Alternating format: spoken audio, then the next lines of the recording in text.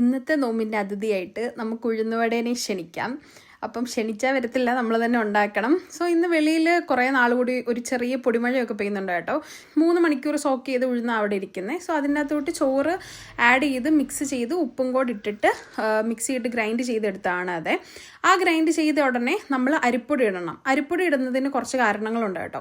അരിപ്പൊടി ഇട്ട് കഴിഞ്ഞാൽ നമ്മുടെ ഉഴുന്നുവട നല്ല സോഫ്റ്റ് ആവാനും അതുപോലെ തന്നെ ഒട്ടും എണ്ണ കുടിക്കാതിരിക്കാൻ മോർ ദാൻ ദാറ്റ് നമ്മൾ പൊളിക്കുമ്പോൾ ആ ഒരു മുരുമുരി ഫീലില്ലേ, ആ ഒരു ക്രിസ്പിനെസ് കിട്ടാനായിട്ടും ഈ അരിപ്പൊടി ആഡ് ചെയ്യുന്നത് നല്ല കേട്ടോ.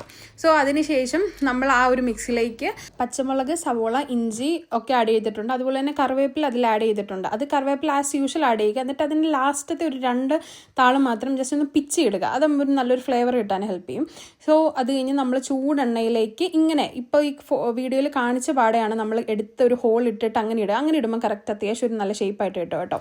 പിന്നെ അത്യാവശ്യം ഹൈ ഫ്ലെയിമിൽ തന്നെയാണ് കുക്ക് ചെയ്യുന്നത്. അധികം താമസം ഇല്ലാതെ തന്നെ തിരിച്ചു മറിച്ച് തന്നെ ഇടുന്നുണ്ടായിരുന്നു കേട്ടോ. സോ ഒരു ഗോൾഡൻ കളർ ആയി കഴിഞ്ഞിട്ട് അത് എടുത്തു.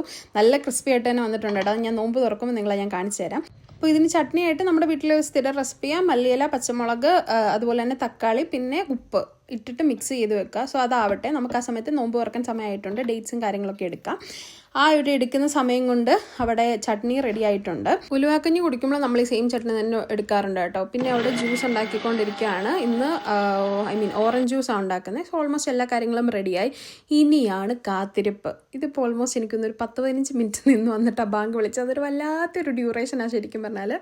ബാങ്ക് വിളിച്ചു, നോമ്പൊക്കെ തുറന്നു. സോ ഇപ്പം ഉഴുന്നവട ഞാൻ എടുക്കുക കേട്ടോ കഴിക്കാനായിട്ട്. നല്ല ടേസ്റ്റും ഉണ്ടായിരുന്നു. ആൻഡ് മോർ ദാൻ ദാറ്റ് നല്ല ക്രിസ്പി. നിങ്ങൾക്ക് ഇതിപ്പം പൊളിക്കുമ്പോൾ ആ ഒരു സൗണ്ട് കേൾക്കാം. അത് ഞാൻ വേറൊരു എഫക്റ്റും കേട്ടിയതില്ല, സൗണ്ടായിട്ട് തന്നെ വന്ന കേട്ടോ. അപ്പം നാളെ ഞാൻ കേരളമല്ല, ഇന്ത്യ തന്നെ കണ്ടിട്ടില്ലാത്തൊരു റെസിപ്പിയായിട്ട് നാളെ ഞാൻ വരുന്നതായിരിക്കും. So wait till then. So and if you find this video interesting, please to subscribe. By.